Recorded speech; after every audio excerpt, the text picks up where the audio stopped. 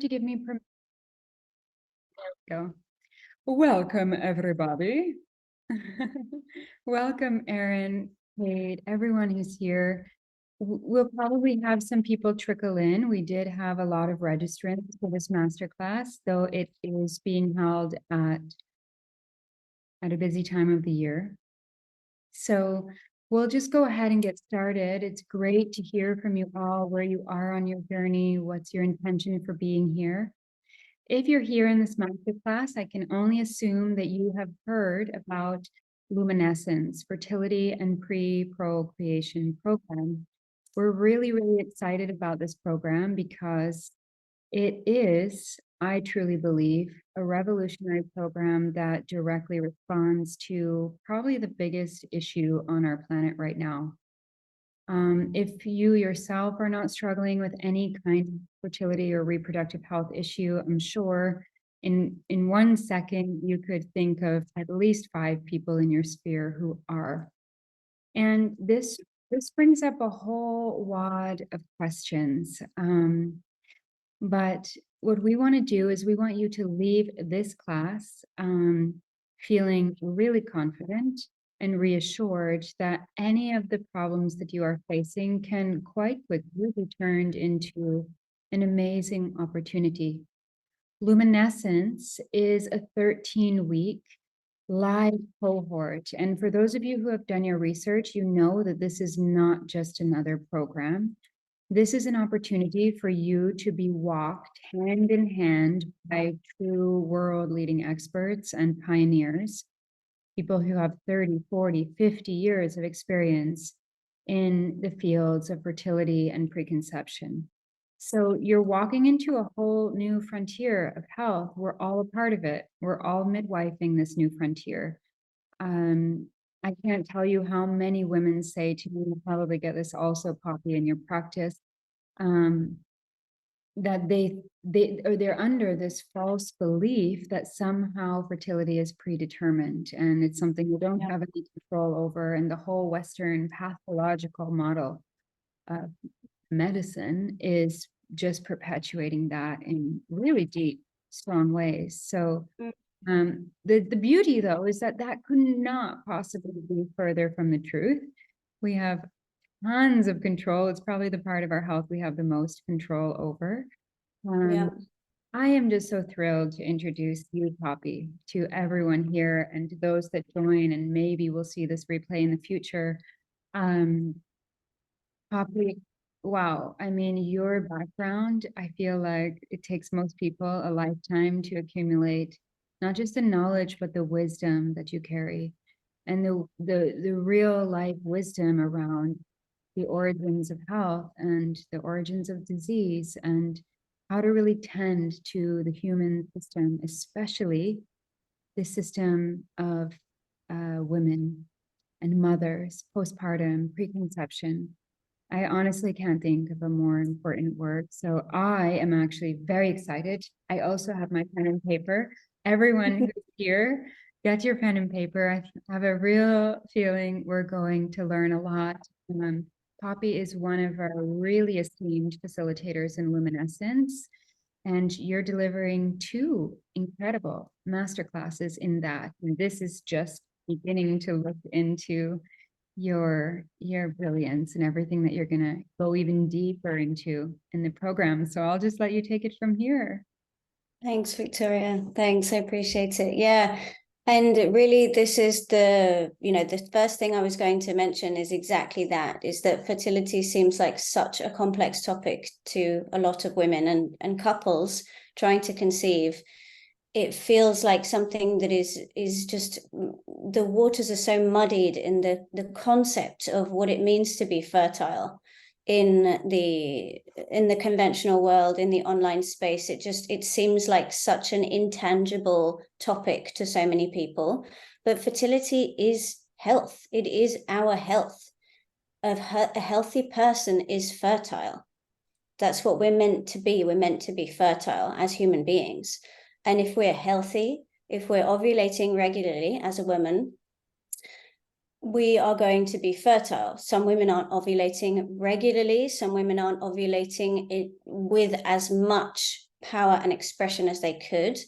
But generally, if we're ovulating regularly, we're going to be fertile. And if we're not fertile, there are so many ways that we can improve our health. There are so many ways that we can improve our fertility without relying on artificial hormones, without relying on conventional fertility treatments, which at the end of the day don't get to the root cause of why a woman might be struggling to get pregnant, why a couple might be struggling to conceive. So this is really the main thing that I always tell my patients, and that I never put too much because the thing is, when couples are coming to me looking for help with trying to conceive, there's a lot of worry there. There's a lot of worry. What could we be doing that we aren't doing? What is the thing that I need to be doing? There must be this thing that I haven't ever heard of before that I can do for my fertility. And really, I like to demystify this with couples, and I like to bring them back and just appreciate the fact that when we are healthy, we are fertile. It's a natural progression of being healthy as a woman and as a man.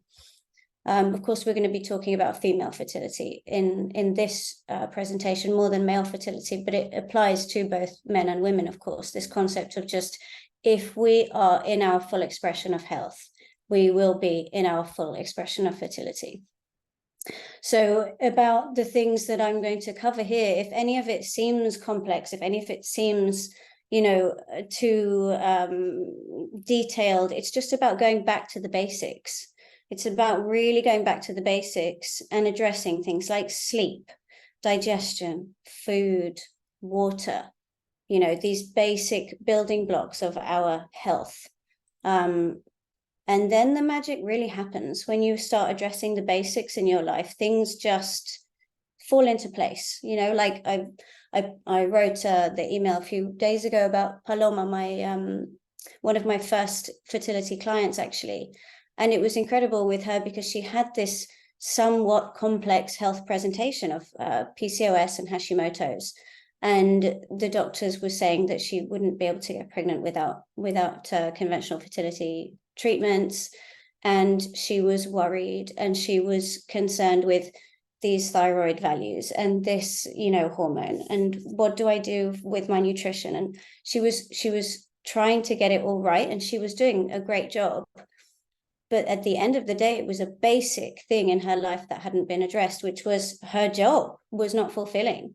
And she was so stressed and exhausted. And in a way, it's the foundation of our life, something like our jobs, our career. Is it fulfilling? Are we happy doing the things that we're doing? This is going to take away an enormous amount of stress in someone's life. And as we will see in this presentation later on, stress is a main factor when we're thinking about hormonal health. So in Paloma's case, she came to me, she was a tax lawyer, and she hated her job. And she just said, I go to work and I'm so tired just arriving. I can't even get through the day. I'm falling asleep at my desk. I just can't stand it. And I was like, well, thinking to myself, well, this is a big deal. Like, even if I give her all of the herbs and we do all of the things, all of the nutritional stuff, there's still this big thing in her life that is preventing her from living to her full expression. And there's this big thing that is causing her stress in her daily life. And she changed her job a few months later, which I think she was realizing from my reaction that there was something that needed to be changed there. So amazingly, she actually switched jobs, which I didn't expect her to do, but she switched jobs. She moved to another country. She started teaching at a university, and she got pregnant a few months later. It was amazing. And it was just that surge of life as a result of doing something that you love. It can't be underestimated. So this is what I mean to, when we go back to addressing the basics, it's things like, what are we actually doing with our day? How much stress do we have? What are we sleeping? How are we sleeping? What's our digestion like? What are the quality of the foods and the quality of the water that we're taking in? So we'll talk all about this, and we'll break it down a little bit further. But first of all, I just wanted to ask, or just kind of think in your mind, or if you want to share in the chat, that's also cool. what are the things that you think about when you think of hormonal health as a woman? What's the first thing that comes to mind?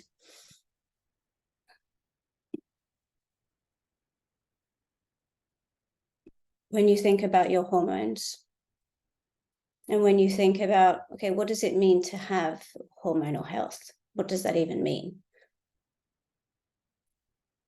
What are the areas in our life that we'd be looking at when we think of our hormonal health? Yeah, our periods, exactly, a moon cycle.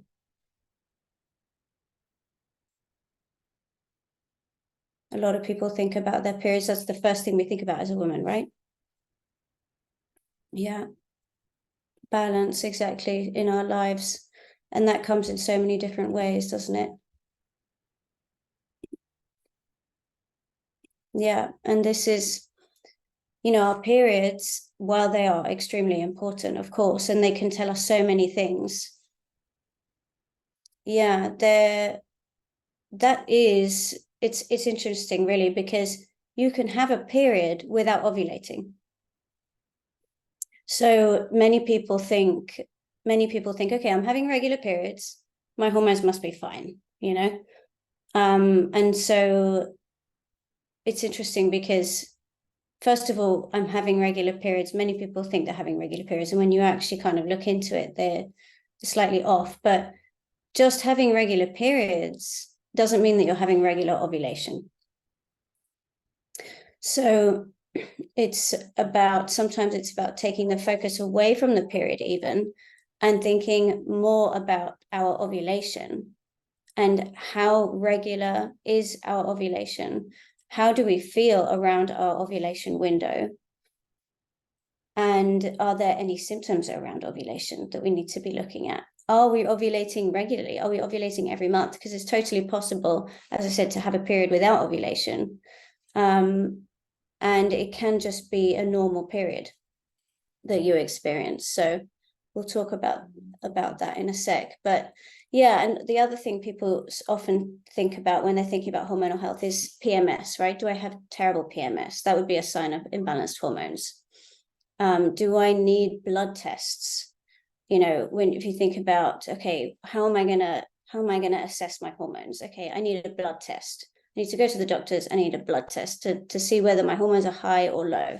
This is often what happens when you go to the doctor.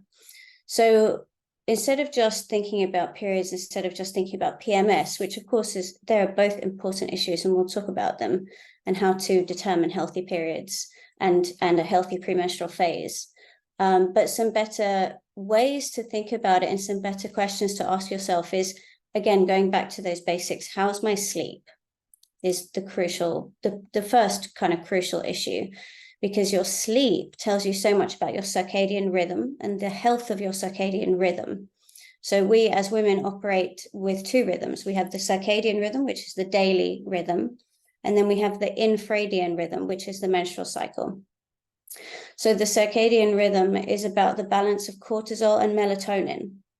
And these master hormones then go on to dictate how much estrogen and progesterone we're producing.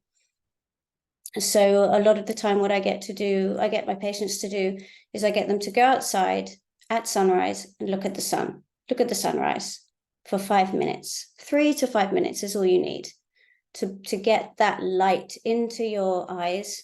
It hits the pineal gland. All of that lovely cascade of hormones starts happening, the cortisol. And then from that, the cortisol is produced at the right time in the morning. And then there's this huge, lovely hormonal cascade that happens when you get that natural light into your eyes at that moment.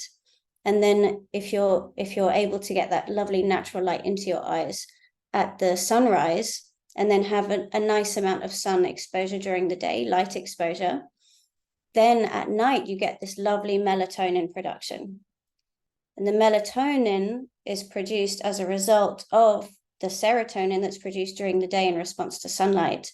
Then this melatonin is produced at night that gives us a healthy sleep.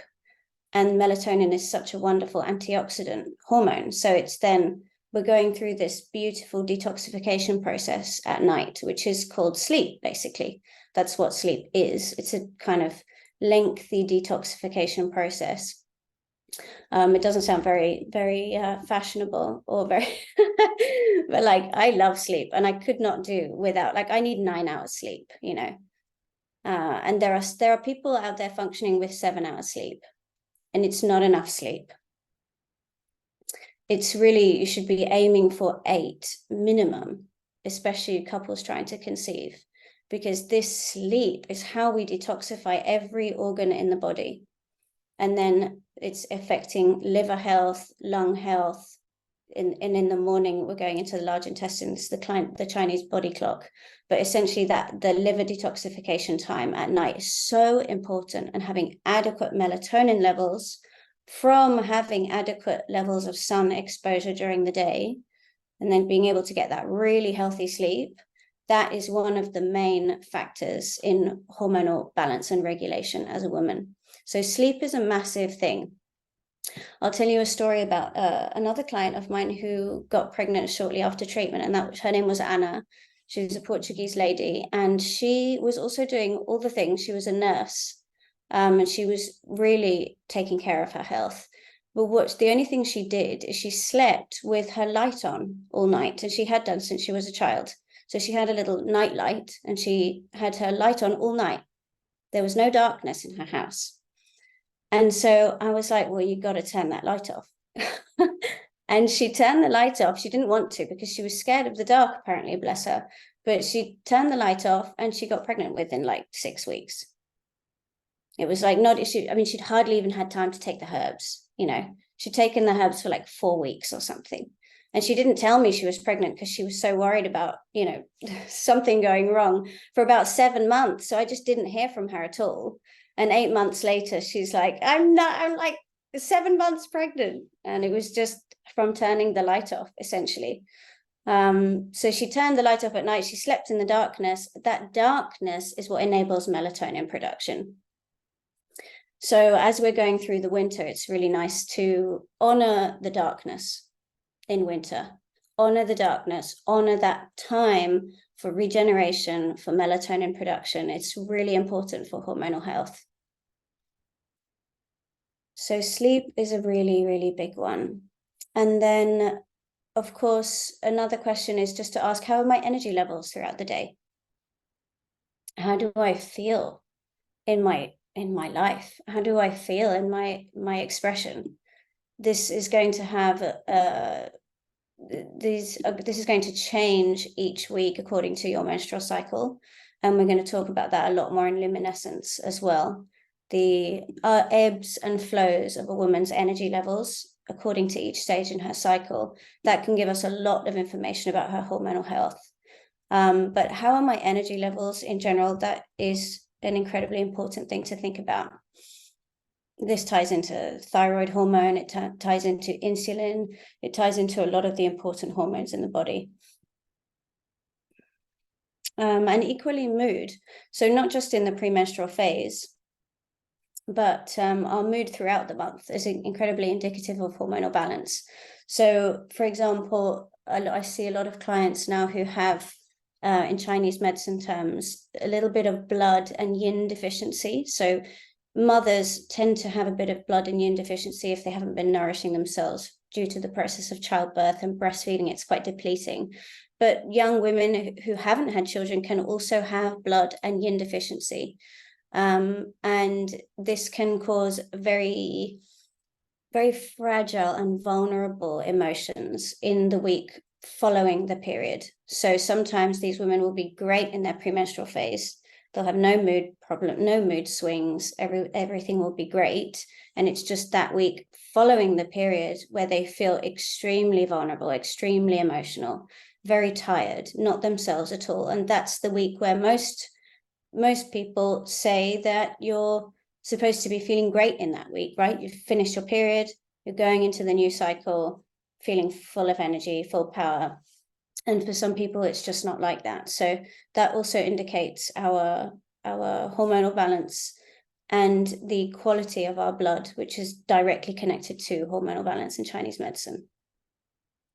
So all of these things, your digestion as well, digestion is incredibly important in terms of you know, going back to serotonin, so we get that nice light exposure in our eyes in the morning, we produce good serotonin levels. Serotonin is the main neurotransmitter that affects the gut and motility and the function of the gut. So the digestion is also extremely important in terms of hormonal balance, and we produce a lot of our hormones in the gut. So if we have any gut issues, we're going to have hormonal issues as well. So these are all kind of reasons why these simple things, they're just going back to the basics is so crucial, because all of these things tell us about circadian rhythm, blood deficiency, kidney health, liver health, you know, thyroid health, all of these things.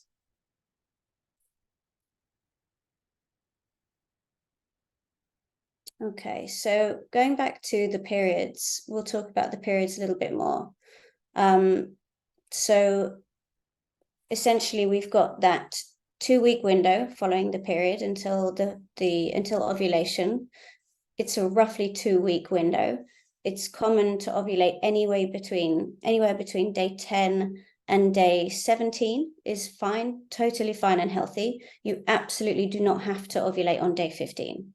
If you ovulate on day 10, great. If you ovulate on day 17, also fine. And it's really important to put some emphasis on this, because regular ovulation is how we produce hormones. We don't produce hormones without ovulation as a woman. We don't produce estrogen and progesterone in high enough quantities to keep us healthy throughout the course of our lives without regular ovulation. So the main thing to think about here is to avoid hormonal birth control at all costs. The only situation that I would ever endorse hormonal birth control is if someone had very, very, very painful endometriosis or something where they were waiting for surgery and they had to stop their periods in the meantime. Otherwise, it's really counterproductive because it's stopping ovulation. The Mirena coil also stops ovulation. So we want to be ovulating regularly. We want to be making sure that we're ovulating regularly. And how to do that is to take your temperature every morning. Before you get out of bed, you just have your little thermometer by your bed. And if you have a small child, your child will eventually remind you to take your temperature so you don't have to remember yourself. My son now says, "Mommy, have you taken your temperature yet?" And he doesn't let me get out of bed until I've taken my temperature. But in the beginning, you do have to remember. So it's like a little habit forming thing. But basically, you take your temperature every morning. And then when it goes up, it will go up by a couple of degrees. Not a couple of degrees, a couple of tenths of a degree, right? So it will go up by 0.2 to 3. So you need a thermometer with a couple of decimal points to make sure that you're measuring that small rise. And then, when you see the temperature rise, ovulation has happened the previous day. So it's something that you can measure once it has already happened. A basal thermometer, exactly. A basal body, yeah, any thermometer will do if you have one, but a basal body thermometer is the best. And so it's something that you measure after the event, right? So once the temperature goes up, you can see ovulation has happened the day before. And this, once you have seen that rise, you can calculate when ovulation is. Then if you know roughly the length of your luteal phase, which is the second 2 weeks of your cycle, then you know when your period is coming, which is useful, because then we can plan. Unfortunately, my period is due on Christmas Day this year. But it's nice because I'll be around family, so I can just like chill and they can do everything. So that'd be nice. But so then you know when your period is coming, you can plan your life around that, which is ideal. We're going to talk a lot more about that in luminescence because it's an amazing topic of conversation. But essentially then, yeah, you know when your period is coming, and you also can calculate the length of your luteal phase. So the length of those second 2 weeks, it can be longer. Sometimes, ideally, it is around 15 days.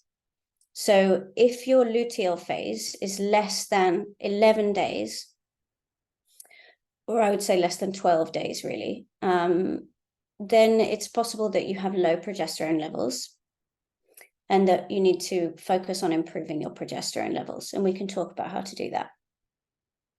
So you want to make sure you're ovulating. You want to make sure you're having a nice long luteal phase. And when you're ovulating, you can also pay attention to your cervical mucus. So we'll talk more about that in luminescence because it's important in terms of fertility. But your cervical mucus is another way of determining your hormonal health, because how much cervical mucus are you producing? What's the quality? What's the consistency? Usually the quality and consistency of cervical mucus goes down a little bit as we get older. And after pregnancies and childbirths and terminations, it can be, less than optimal for a few months. But ideally, we should start producing cervical mucus around day 10 of the cycle, and it would peak just before ovulation, and then it dips. And then the cervical mucus in the luteal phase is not very much generally.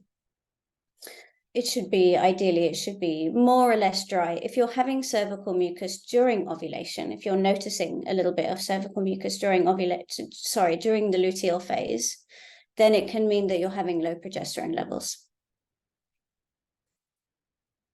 So the cervical mucus is also an important way that we can be tuning into our bodies. So this is a practice of body literacy, essentially. This is how to read our female bodies and every day observe and record the signs of fertility that we see. So we've talked about cervical mucus, talked about ovulation, and then the period, it's about not just the fact that it's happening, but what is the quality and consistency of the menstrual flow?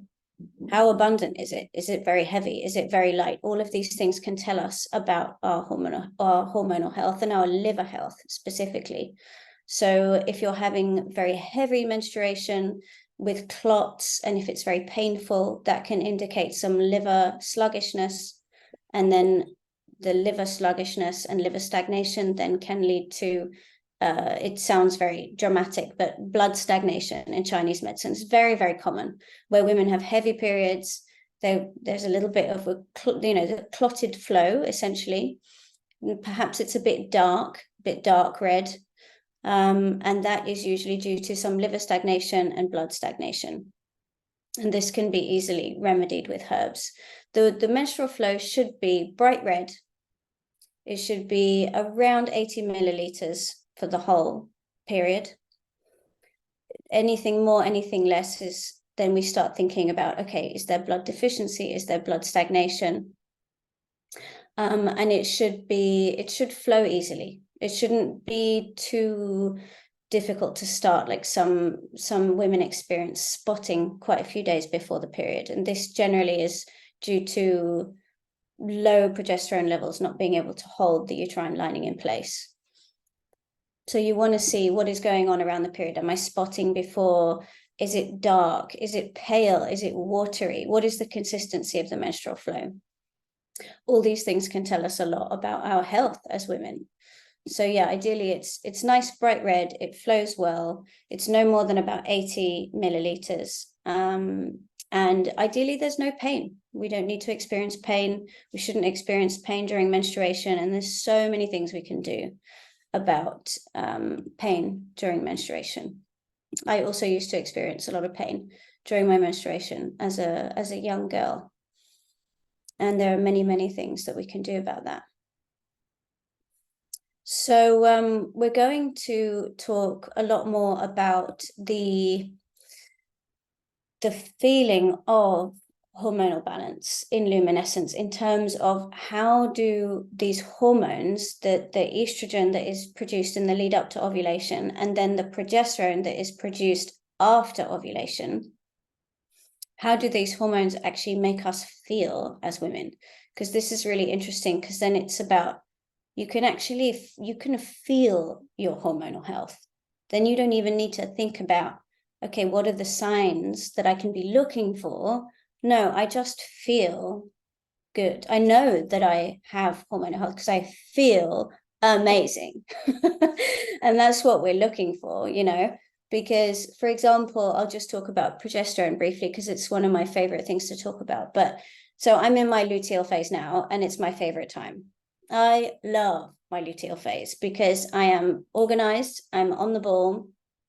It's almost as if your peripheral vision widens on your luteal phase. You've got this you've got this nice progesterone in your system, and you are it's really like a superwoman hormone.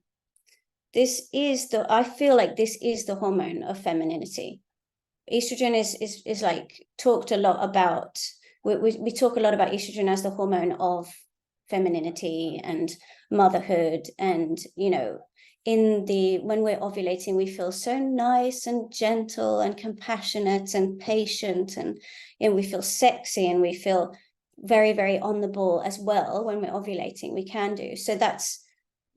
It's promoted as this as you know, that is the time where it's like the archetypal kind of feminine time, that ovulation time. And a lot of women maybe feel like, oh, I feel my best around ovulation, and I just want to stay in that time when I'm ovulating. I don't want to experience my premenstrual phase, you know, because this can bring difficulties, the premenstrual phase, for many women. But when we're feeling the full expression of our progesterone, which we can really tap into through some of the things that I'm going to talk about here, then we can start to really feel this expression of what progesterone feels like in our bodies. And progesterone, to me, feels like you're protected. You're protected to speak your truth. You feel as if, again, like I'm saying, your peripheral vision has widened. You feel much more lateral thinking. You have the capacity for multitasking in your luteal phase. So it's very much a sorting hormone. It's basically, because it's produced in the second week of the cycle. So it's fluffing up the uterine lining. Physiologically, that's what it's doing. It's fluffing up the uterine lining. It's holding the uterine lining in place. It's like a little soft protective bubble around our uterus. It's protecting the developing fetus if it is there. So it's protecting us. It's holding us within this lovely cushion. It's like we're like draped in this lovely blanket of progesterone. That's how I like to see it. And we feel, as women, we feel in this phase so much more empowered to speak our truth from this position of protection that progesterone offers us. And that's why I love it, because when you tap into this, you start to leave behind this idea that the premenstrual woman is, you know, in any way to be feared, or to be, like this whole idea of, oh, she's just premenstrual, you know, or like the fact that we are perhaps not really speaking from our true place when we're premenstrual because we're premenstrual. It's actually the opposite.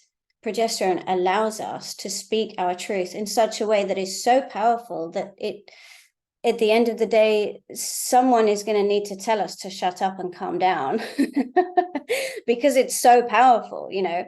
But I always say, like, the thing that the powers that be fear the most is lots of women in their premenstrual phase who are really empowered to speak their truth. Like, that is the thing that will take the world down in the end. Is lots of women who have really good, healthy levels of progesterone standing up and standing up for what they believe in, essentially. So that's why I love this time, because as I've personally been able to really stand in the full expression of my power in this time, I realize how many other women can also do this. And I've coached a lot of women in my practice to do this, which has basically, usually taken away the PMS that was viewed as a bad thing can now be converted into something that is actually helping us, that is actually really empowering us. And yeah, not fearing that element of ourselves as we go into the premenstrual phase, and really working with it as a tool to improve our relationships, to improve our the expression of our truth as women. So yeah, there we are. I kind of went off on a tangent there, but so yes, we will talk more about this in luminescence, definitely. And another thing that I was going to touch on, as like in the beginning, I was saying that people usually think, okay, how am I gonna figure out what's going on with my hormones? Okay, I need some blood tests, right? So usually blood tests are actually pretty useless when it comes to hormonal health. Because of course we can have blood tests and it can say you have this amount of estrogen and this amount of progesterone. But why is that happening? Why? Maybe we have high estrogen, maybe we have low progesterone, but why is that happening? It's not telling us why. And we can kind of feel like when we track our cycle, and as I say, if we feel into how we're actually feeling in terms of our sleep, our digestion, our mood, we know if we're having high or low levels of these hormones anyway. So we don't particularly need a blood test to confirm that. What is much more important, and what I've been using in my practice for a long time now, is mineral testing. So it's much more reliable and much more logical and much more useful to think about, okay, I want to figure out what's going on with my hormonal health. I'm going to check my minerals. What's going on with my minerals? Are my minerals high? Are my minerals low? Because minerals are the spark plugs that fuel our cellular processes in the body. So they are the foundation of hormonal health in a way, because they are the things that make hormones. So they basically power every single enzymatic reaction in the body. So they're like the electricity that enables the appliances to work in your kitchen. So you have like the blender, you have your toaster, you have your kettle, you have all these things that work in your kitchen. And how do they work? They work because they have electricity that comes to them in cables, in wires. And so the minerals are those cables. They're that electricity that supplies the body with the power to do what it's meant to do. So without minerals, we can't make hormones, and the hormones can't do their job because the minerals are also involved in the cell signaling and communication that comes through the hormones.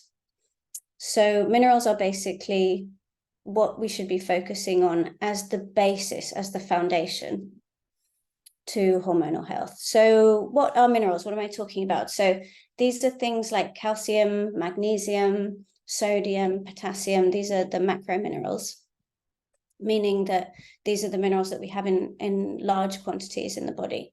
And then you've got smaller minerals, things like zinc, copper, iron, selenium, phosphorus, lots of little minerals that we also use for so many things. I mean, iron is no little mineral. It's incredibly important, and we'll talk about that. I'm going to focus a little bit on copper today, but basically the body can't produce minerals.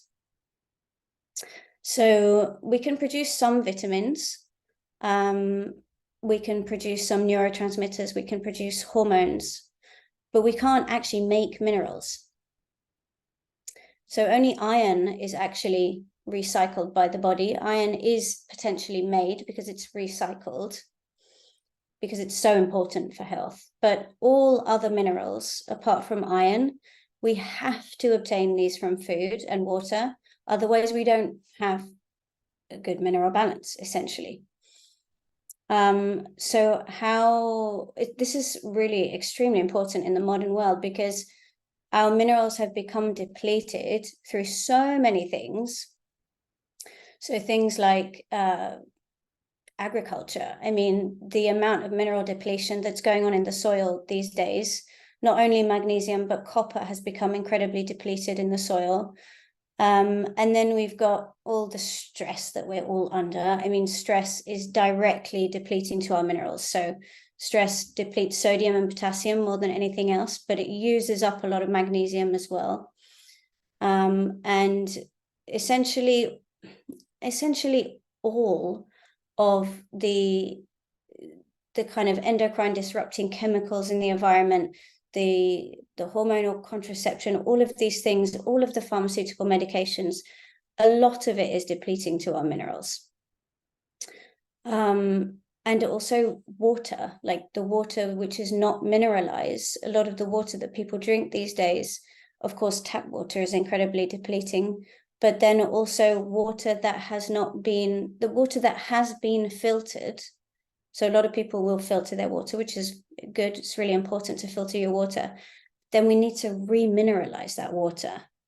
Otherwise, we're drinking water that is essentially stripping us of our minerals, because as it passes through our body, it takes minerals from our tissue in order to remineralize itself on the way through. So it's actually dehydrating to drink water that is not mineral rich, which is really interesting. A lot of people are doing that because of the quality of our water these days. And Victoria, I know you live next to a beautiful river, so you probably don't have that problem. But yeah, the quality of people's water these days is it's difficult to get really good water. So all the like mineral water is, if you don't live next to a beautiful river, of course, or a spring, obviously spring water is the best water to drink.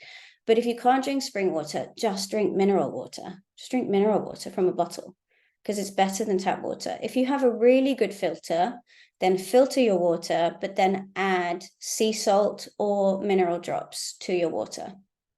You can buy trace mineral drops, or you can just add sea salt. And you can what's it called? You can do all sorts of fancy things with your water. You can vortex your water. You can put crystals in it. You can, you can bless your water. Blessing your water is really a really lovely way of getting that water to be, restructuring your water. Exactly. There's all sorts of ways to restructure water these days that we can. It's like a really nice devotional act to ourselves, because water is such a life force, and something that we absolutely can't live without. And it's something that, if we are drinking water that isn't mineralized, can actually be depleting us. So water is extremely important. And then you can get like other things that are going to replete our mineral status. So things like anything with potassium in it. So coconut water, aloe vera juice. These are things that have high potassium in them. Potassium is found in a lot of fruit and root vegetables. So fruits and root vegetables are extremely high in potassium, and that should form a lot of the basis of our meals. It's extremely common to be low in potassium these days. Absolutely. I would say every single woman that I've tested over the past 6 months in terms of hair mineral analysis is depleted in potassium. Every single one, and me included. Earlier this year I had very low potassium levels, and I supplemented with all of the potassium rich foods and the coconut water and all of these things, and I felt better instantly. And a lot of my patients who I do potassium supplementation with in various forms, because potassium it's just something that you need in high quantities in the diet. Essentially, you can't really take like a really high dose potassium supplement. It doesn't work. Your body just flushes it out. But potassium, as I said, is found in root vegetables, in fruits, in coconut water, aloe vera, and bananas. Things like white potatoes are the highest amount, I think, of potassium. So white potatoes, tomatoes, root vegetables, all that kind of stuff. And then you've got bone broth. Bone broth is extremely rich in minerals. The root vegetables will be rich in a lot of other minerals as well. And all animal foods, specifically organ meats, are extremely, extremely rich in minerals. And sometimes, these days, I would argue that women need to be eating organ meats every week, because they contain such a good balance of minerals. And the thing is, you know, a lot of people think, oh, well, you know, there's no way that we're so deficient because we, you know, we've got so much food nowadays. You know, the convenience is at such a high level in a modern society. But the fact is that people are more depleted these days than ever before. And so we actually might need even more nutrition than our ancestors did because we are so depleted in our modern world. So organ meats is a really great source of nutrition. Of copper, particularly in beef liver. So if you're thinking about liver, beef liver has the highest level of copper. We'll talk about copper in a sec, but also vitamin A. So all liver has a lot of vitamin A, a lot of retinol A in it, which is a really important nutrient for fertility. So we're actually going to go on to talk about copper and vitamin A as two key essential nutrients for fertility. Essentially, these are probably the most important nutrients for fertility, I would argue, and general hormonal health as well. Are there any questions up until now about anything that I've said? We're kind of halfway through.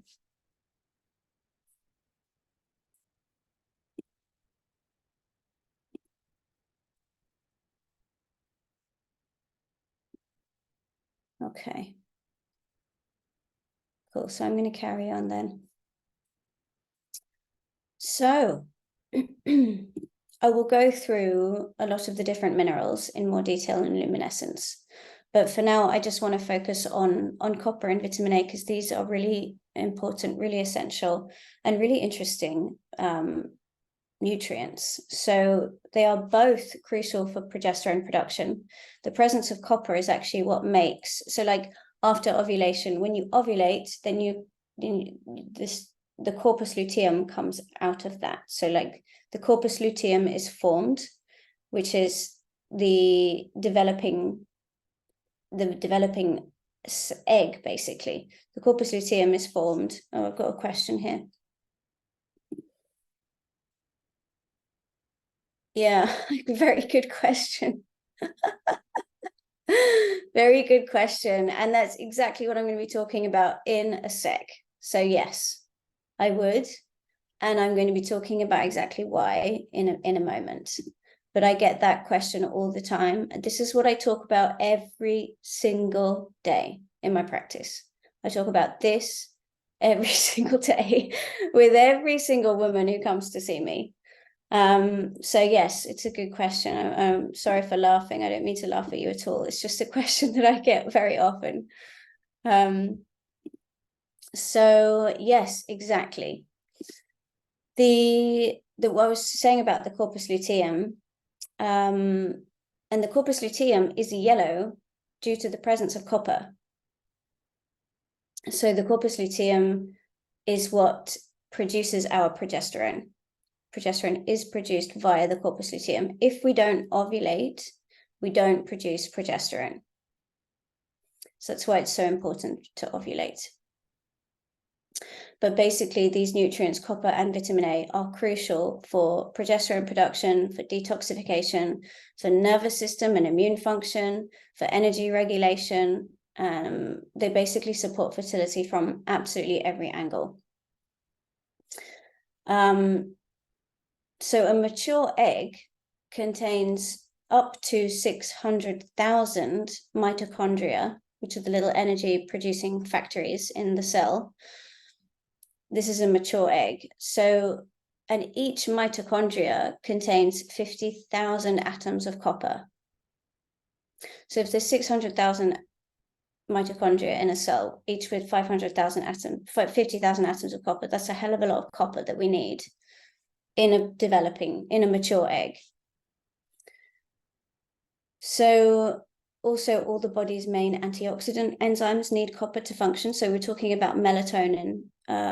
Recently, at the beginning of this, we're talking about melatonin. This is one of the body's main antioxidant enzymes. And then, hormones. But then we've also got glutathione and ceruloplasmin, which are two antioxidant enzymes that copper is involved with as well. Copper is included in those. They need copper to function. So basically our body does not detoxify correctly without enough copper. And copper is also essential for the utilization of iron. And this is a really interesting subject as well, because how many women do you see who are iron deficient? I see women who are iron deficient every single day in my practice, or have been told that they have iron deficiency. And all that means is that their iron is not being properly utilized. It doesn't have anything to do with the amount of iron that they've got in their bodies at all. We all have enough iron in our bodies. We all recycle our iron. Every day we're producing more iron from the iron that we had yesterday. The red blood cells are regenerating constantly, and our iron is being recirculated through the body. So we only need a very small amount of iron from our food. We definitely do not need to take iron supplements. There are rare occasions that someone will be iron deficient. It's rare, but there are cases where someone is actually deficient in iron. But most of the time, we have more than enough iron in our cells, in our tissues. What's happening is that it's just not being used properly because there's not enough copper and there's not enough vitamin A to make the copper available, essentially, which is what we'll talk about. So iron deficiency, if you've been told that you're iron deficient, you know, what you ideally need is a good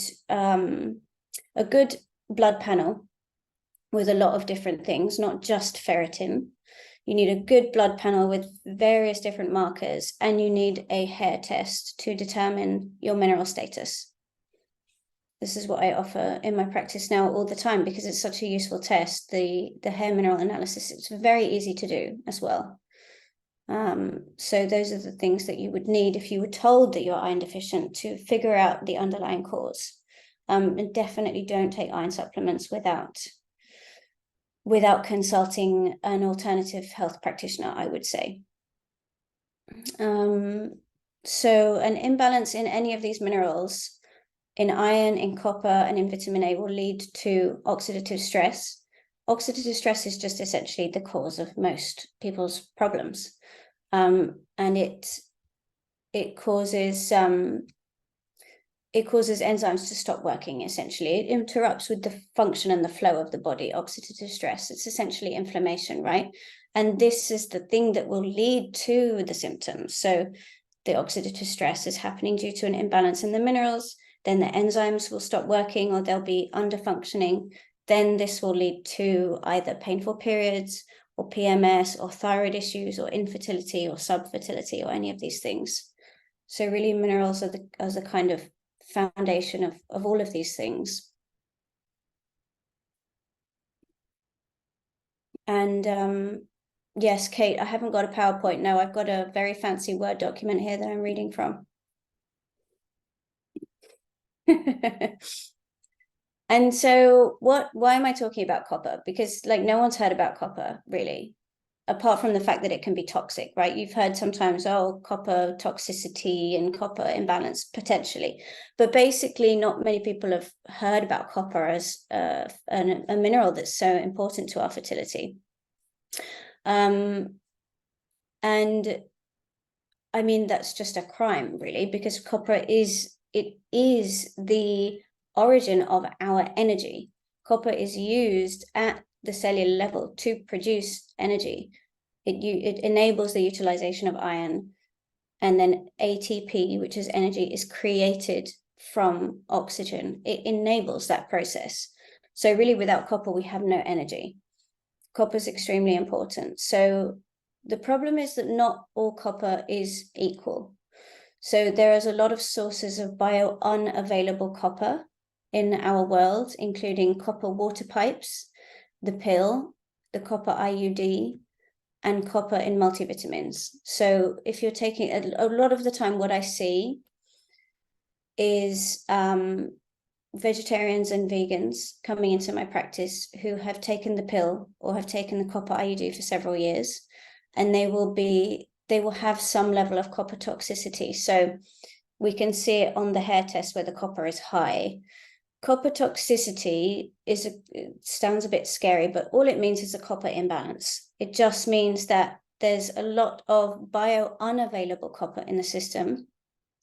And there's also a copper deficiency because there's no actual bioavailable copper. So it's both a deficiency and an excess at the same time. But essentially, it's just a dysregulation of copper, because the pill and the copper IUD contribute to this copper accumulation, whilst the plant-based diet also contributes to the copper accumulation, because a plant-based diet is high in bio-unavailable copper and it's low in vitamin A. So we'll come to that in a sec, but that will answer the question about fertility and vegan and vegetarian diets. So yeah, not all copper is equal. So those are the sources of bio-unavailable copper. And then basically, yeah, when people have this bio-unavailable copper in the system and then a lack of bioavailable copper, this causes overall copper dysregulation. And mainly, like, sometimes people will feel this as PMS. So they will come, this copper toxicity picture will cause symptoms of the classic kind of PMS, which is feeling tired, feeling angry, feeling irritated, fluid retention, all the symptoms of estrogen dominance, because copper actually raises estrogen in the system. Copper raises estrogen. Estrogen from the pill raises copper. So it's this terrible kind of vicious cycle.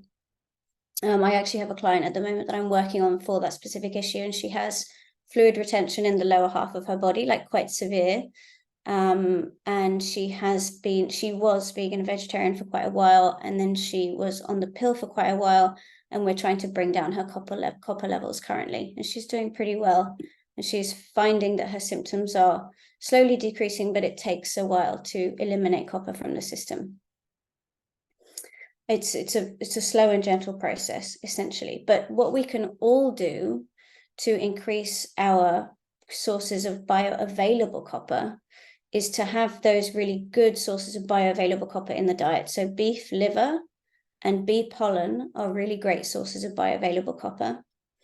Any liver is going to be a good source of copper, but beef liver has the highest amount of bioavailable copper in it.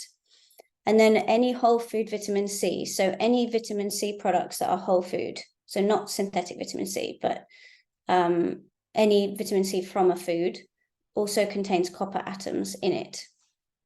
So when you combine these foods, it can be really nice. But any meat is going to contain bioavailable copper, because the way that animals process plants, they process those plants in a way that produces completely different nutrients that we would produce when we eat plants. So a cow eats grass and produces omega-3 fats from grass, because they have these incredible stomachs that let them do that. We don't have incredible stomachs. We just have these tiny little stomachs. We have tiny little stomachs that are designed to eat meat and fish and eggs and dairy and butter. Unfortunately, we don't have stomachs like cows, so we can't make these incredible nutrients from plants. Plants contain incredible nutrients, incredible nutrition, but it's just not available to us. We're not able to break it down in a way that is really beneficial to our health. We're not able to absorb that nutrition. So this is what I'm talking about when I'm talking about bioavailable things and bio-unavailable things. It's like, just because it says that broccoli contains, or like beans contain this amount of zinc, 100 grams of beans contains this amount of zinc. It doesn't mean that you're going to absorb that zinc, because those beans contain phytates and lectins and all of the things that interrupt our digestion and interrupt the process of absorption of those nutrients. So that's why eating animals is something that is just so much more, it's so much easier to absorb the nutrition, because the animals have already done the job of digesting these nutrients.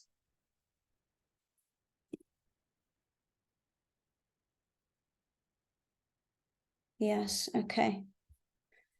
How much time have we got, Victoria? Because you just said 15 minutes.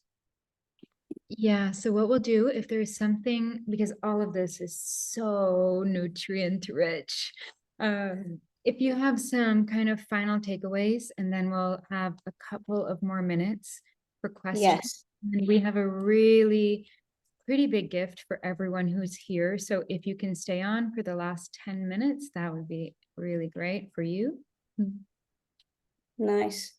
Yeah, I think I've said more or less everything because I've been chopping up and down my going up and down my my thing and saying all of it in a way that I think I've actually said it all, even though I've got a lot more here.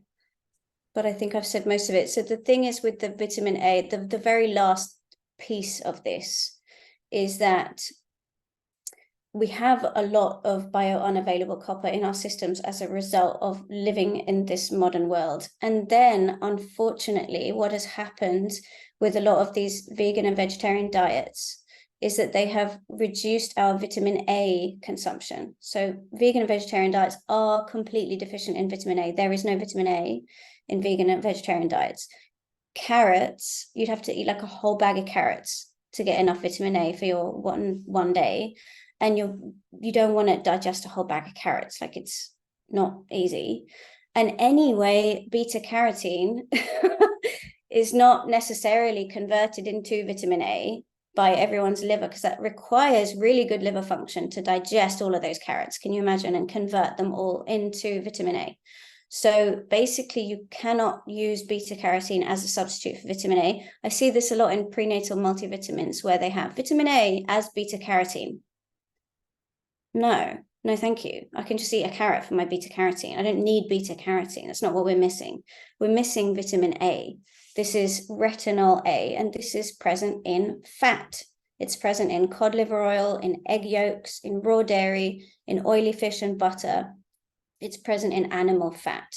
So it's not even present in coconut oil, unfortunately. There is no retinol A in coconut oil. There is saturated fat in coconut oil. That is the most the healthiest fat, I would say, in a vegan and vegetarian diet, but there's still no retinol A in there. So what retinol A does is it activates the cellular pumps that puts copper into the detoxification enzymes.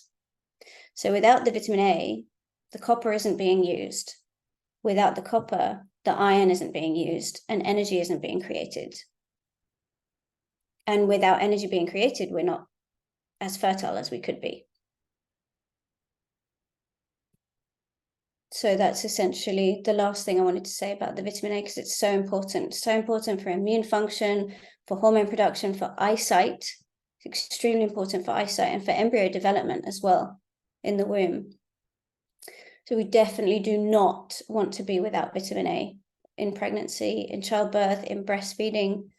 They're really, really crucial. So all of these animal foods are just so crucial in this aspect because they contain the nutrients that the body can easily use. And these nutrients that work together rather than cancelling each other out. So there we go. I will stop jabbering away. That is really, really amazing. Does anyone who's here have any final questions for Poppy as we close up here? And then I'll just fill in the rest. If you have any questions, put them in and we'll touch on them. Poppy, thank you so much. I mean, I think it's very obvious for everyone who's here to see and feel that this is literally, it's barely a scratch on the surface, but you have given so many literally simple takeaways that everyone, myself included, can just go back into our lives and directly implement. So in luminescence 13-week, it's a trimester 0, 13 weeks to totally demystify that a trimester is 12. The whole program of luminescence is really demystifying conscious conception in a lot of ways. As I said in the beginning, there's so many underlying false beliefs that we, especially women, carry, that somehow our bodies are broken, somehow our fertility is predetermined, and that goes way back to our first bleeds and even before.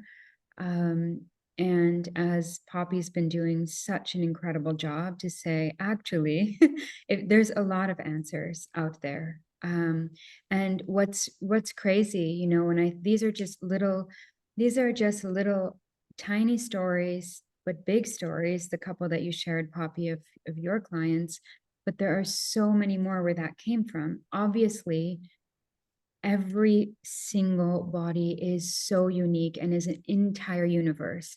But it is mind-boggling to me to think that the woman who was sleeping with her nightlight on could have spent $60,000 in America on fertility treatments. And Yeah. what is happening? These are no longer you know, you cannot find the solution inside of the paradigm that creates the need for the interventions in the first place. Inside the industry, the multi-billion-dollar industry, that is essentially making us very sick. And so we're not here to really, yeah, illuminate it because it's important, but we're not really here to have that conversation. We're here to empower you guys to realize, actually, there's a lot of cures, there's a lot of pathways, there's a lot of answers. And actually, the challenge and the struggle that you are facing, inside of it resides the solution. Because if it's an imbalance, especially in our hormonal expression, which is really an expression of our underlying health, like you articulated so beautifully, Poppy, that's an expression that's telling us something. Something here is off. We have an opportunity to bring things in balance. And for the last decades, even the most amazing pioneers in pre and perinatal psychology and pre and perinatal health have been looking at health during pregnancy. And we know so much more now. We know that everything that's going on in a woman's life directly informs pregnancy. If you are not hormonally balanced before you get pregnant, it's going to be very difficult to achieve hormonal balance once you're already pregnant. And furthermore, it can be very dangerous to do some of the necessary detoxification protocols during pregnancy.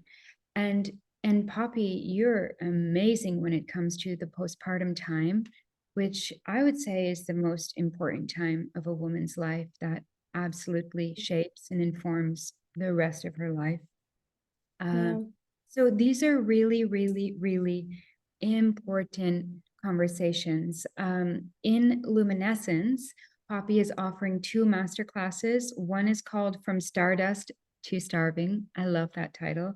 That's all about holistic nourishment for healthy hormones and thriving families in the modern world, and working with plant allies and the infraradian rhythm for conscious conception. So these are going to be powerful. There's going to be so much that we've touched on, but that she's going to go a lot more in depth with.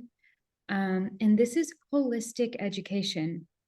I get the presumption all the time, because I work with plants and have gone deep into studying plant medicine, that, she's vegan. Everyone assumes that I'm plant-based. And I always say, gosh, if I wanted to be the most unhealthy version I could possibly be, you certainly would have never developed this program if I was plant-based.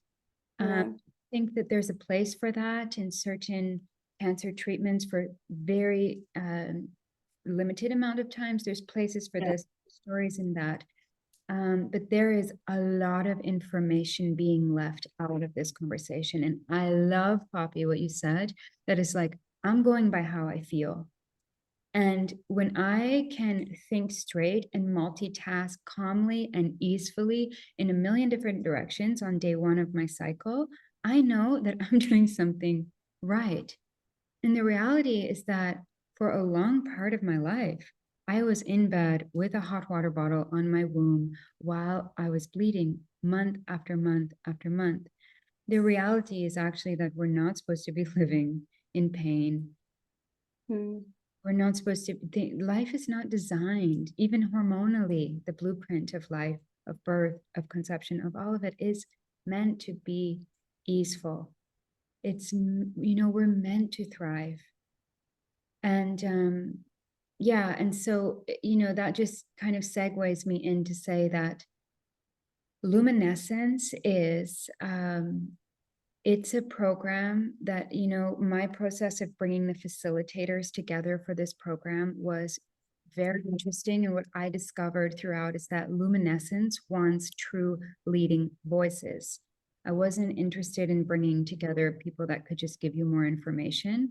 I was interested in bringing together people that are going to give a voice to the things that are not being spoken, that are not being delivered in our information saturated world. And the health of women does determine the health of our planet, and the health of families determines, well, I could go on and on, but yeah, if we're at all concerned with the future of our planet on every level, social, political, economical, environmental, all of it, we have to start here, preconception, with the health of our own bodies and minds, and decolonizing all of that.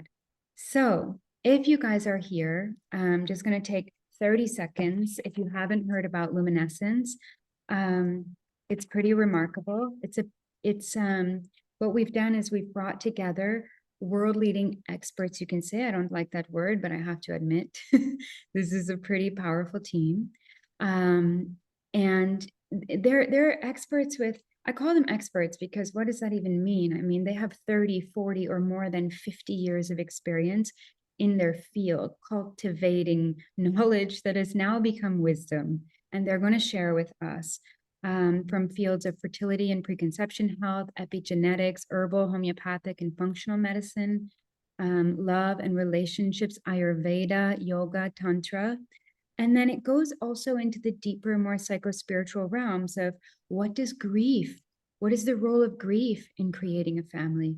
What does our own birth and pre-birth experiences have to do with conception, pregnancy, and giving birth, and all the ways that our own birth and pre-birth experiences come up when we go to conceive and have a family.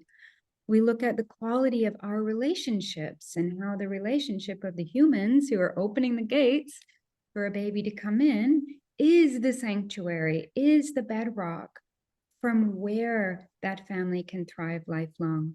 And we also include the consciousness of the babies, of the souls who are coming as conscious participants. And the reality is that they are the experts in conception, pregnancy, and birth. This program is about re-entering the stream of fertility and restoring our fertility. So those of you who are here, two super powerful things I'm going to share with you right now. Those of you who are here can have our early bird price. That's almost $600 savings on this program. I would have to, if I'm perfectly honest with you all, I think that every class is well worth the entire cost of the program. If you look at who you get to be in the presence of, it's really remarkable, and every class will be life-changing. The other thing is that we have a massive news, which is we've just upgraded our affiliate program. Our affiliate program is now 50%. So the cost of this program is $2,444. There's huge bonuses. I'll be here another half hour if I just describe to you what the bonuses are. So you must go check it out for yourself. But every single time you bring someone into the program, you earn 1,222 euros or dollars, sorry, American dollars.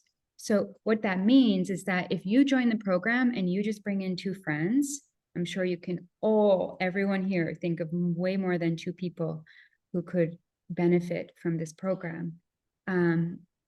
Then you automatically have just paid for your spot in the program. So this is about giving. This is about creating. There's nothing more important, I would say, that to all of us than getting this information out there, supporting and assisting really the midwifing of family culture. which is really rooted in our own health and well-being on every possible level. So this is a really exciting news for you all. The early bird prices for you guys, you have to email me directly for that code, and your transaction must take place in the next 24 hours, because we just can't keep all these things running all the time. We start on January 7th and the enrollment closes on the 3rd. So yeah, does anybody have any questions? Zoe, if you could please put the websites in there that people need. That's great. Even if you just book your free call within the next 24 hours, we will still give you the early bird price.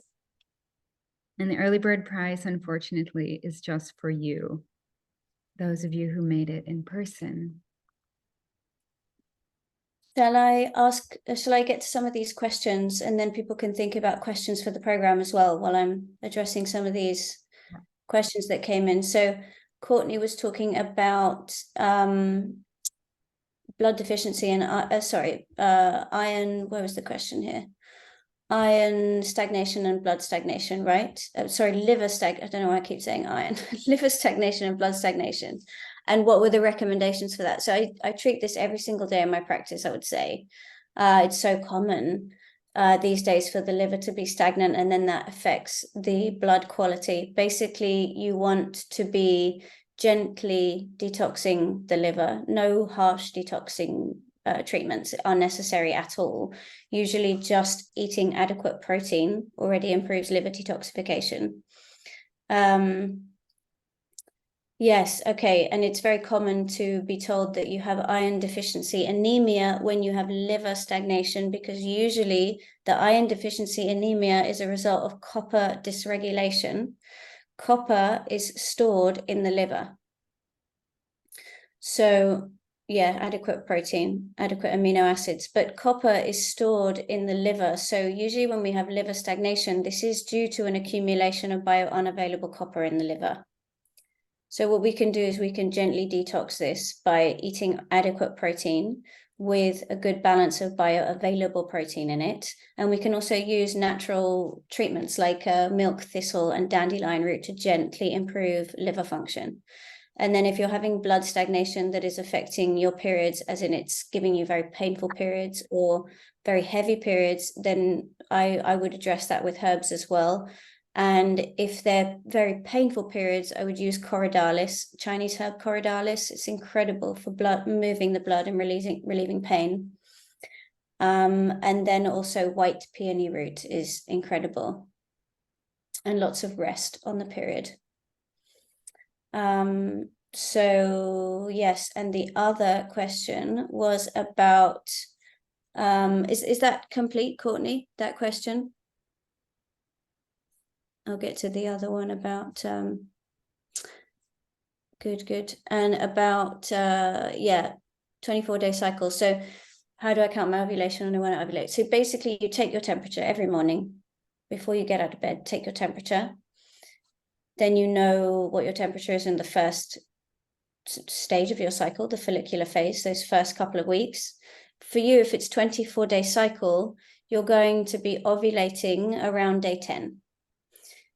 If you don't ovulate around day 10, then you potentially have low progesterone levels, and you can take steps to improve your progesterone levels.